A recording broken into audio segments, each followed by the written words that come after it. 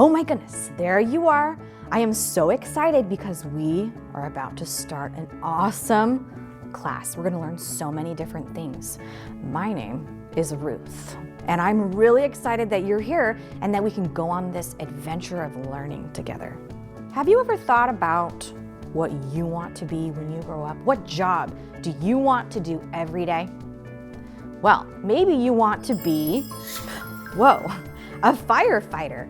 Firefighters have amazing jobs. They're helping people every day, and they drive those amazing fire trucks.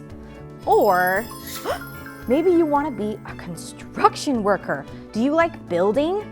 Construction workers are really good at putting things together and building things. Or maybe you want to be a queen. But guess what? You can't just decide to be a queen. Maybe you want to be an explorer. Explorers explore a lot of things and go on lots of adventures.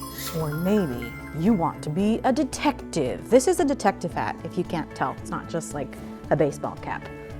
Detectives do a lot of work in searching and finding answers to clues.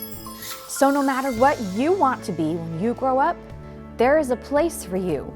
There is somewhere that you can help people and that you can be happy and do your part in helping to make our world a better and a more amazing place.